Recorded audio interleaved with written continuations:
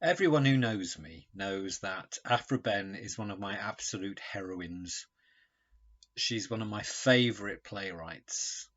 It goes back years and years, back to the 80s when there was a production of The Alderman's Bargain, The Lucky Chance, done, I can't remember where, in London. It was the first one that had been done for ages. Apart from, I think RSC had done the Rover, but somebody was doing the Lucky Chance, and I happened to get a copy of it, and I thought it was such fun. And that was the one that I read the first, the Lucky Chance. It just seemed mad and silly and just different enough. I mean, I was a big lover of Restoration comedy anyway. I didn't know Restoration tragedy or heroics so well in those days, but certainly Restoration comedy. But Aphra Behn's work was an absolute revelation. Followed, I mean, The Lucky Chance, followed by The Rover, then opened up this whole world, and it was hard to get hold of any of her other scripts, probably until the 90s. Then suddenly they started coming to the fore. The Feigned Courtesans, that's another one I absolutely love. Um, the Emperor of the Moon is probably second class Aphra, bless it, and yet it's still one I'd love to have a go at directing because I think you could do something with it. Um, Her plays, I always think they're either ready to go, like The Rover and The Lucky Chance, and The Feigned Courtesans actually, or they're sort of templates for possible production. That's the way I look at it. Other people will say, well, they're just badly written, some of the others. I think the problem is that she was under pressure of writing. Sometimes she had to write quickly, or you were writing to try and achieve success. Back in those days, she had what must have been almost insurmountable odds. She was the first woman to really give it a good go at being a professional writer, playwright. I wouldn't like to think what the opposition was like. I mean, you can see from what things were written about her anyway, at that time and since. I mean, she's been absolutely vilified since for being immoral, dirty, mucky. She was no worse than any of the men there. It was simply because she was a woman. People felt they could take it out on her more. Um, but she was competing in a world, well, one which was new, a theatrical world which was new, completely different style of building, different style of playing, different style of writing. Because it was the restoration, nothing had gone on for years. Some of the older plays were being adapted. The older plays just didn't fit somehow, So I just think it's absolutely phenomenal that she did what she did and made the success that she did make. I mean, let's face it, in those days, any kind of wealth was precarious anyway, unless you were super, super rich. So making your living at anything was not easy, and certainly within the theatre. She must have been so determined. I mean, a previous history must say something about that. The fact that she and her family had travelled halfway across the world to Suriname to do whatever. I mean, it's hidden in obscurity. We think her father possibly had a job over there, but may well have died on the voyage, and they had to come all the way back, or they spent some time over there. That's not something for the faint-hearted. Certainly, what backbone she had was probably steeled after that point. And then there was the whole career of spying, another precarious profession. I won't even go into the ins and outs of that, but she was treated appallingly by Charles II and his agents. The usual thing. I mean, it's not unknown now to be treated really well at the start and then ghosted, basically, at the end when trouble started. So she obviously had a lot of steel about her, but she also had talent as well. Talent and ability, and I suppose she knew some of the right people. She was in the right place at the right time as well.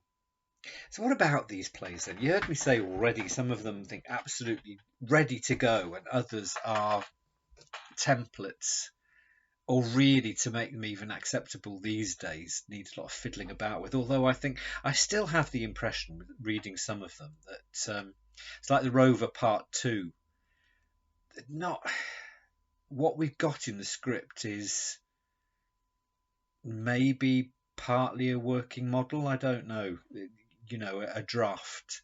Maybe that's not as it was. That could just be because some of the aspects of the play are not very palatable, but that's true of a lot of things. But in others that just dramatically they don't quite work. Like musicals, you want to take them apart and put them back together again, and I don't think there's anything wrong with that these days. Uh, you know, who knows what the printed history was? There may have been better versions of them, or those that sunk without trace. Well, there was probably a reason for it. That doesn't mean material can't be used.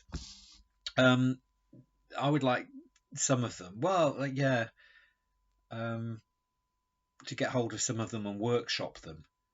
Certainly, I think we need to look at these days, examine more of her plays to see what they have to offer. The main thing I have to offer is the female roles offer much more agency. She writes, obviously, from a level of understanding that the men didn't have at all. When you look at the male playwrights' plays, so often the women are playthings. They are, you could say, idealized in a way, not necessarily meaning that they're perfect. They're sort of the fantasies, the fantasy women that men would like to see on stage, or fantasy situations.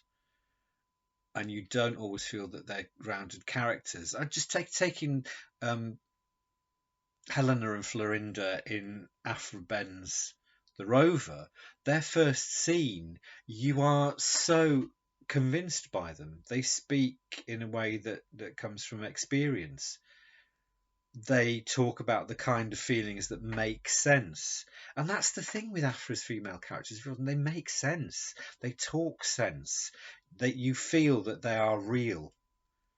Not all of them. There are some of the more heroic-ish types sometimes that are you sort of like a bit out on a limb. They're a bit fantasized in a different way, fairy tale-ish. I don't know, something along those lines. That they just one or two of them don't exist in the real world, but some like but others like the girls in The Faint Courtesans. Somehow there's a sense of adventure about her females. The two girls in that really having an adventure. It's like, whoops, oh, we've got into something we maybe can't get out of, but let's make the best of it. And it's the same as well with the girls in The Rover. They have agency. They have an agency that very often the women don't. It's like Marjorie Pinchwife and The Country Wife has no agency. It's awful. She is just a plaything and something to be laughed at, and although you could direct that now in a different way, certainly with more agency, but even so, it doesn't alter the fact of the story. I think in Man of Mode as well, the female characters in there there's a pose about them. They are almost dummies that have been posed, or they're put into a certain interpretation, but you don't feel that they're particularly real. I say give her more chance now. Well, the female wits altogether. Aphra Behn, Susanna Centlivre, Catherine Trotter.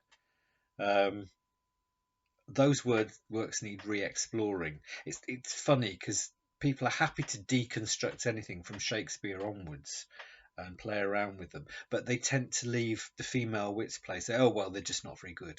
There's been a lot of that going on. It's like, no, get hold of the material, play around with it. There are a lot of really good ideas in there, interesting themes, masses of opportunities for reinterpretation.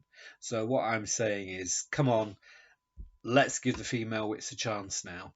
Let's really get to work on producing those restoration, late 17th century, early 18th century works, and show that where they really belong in the repertoire.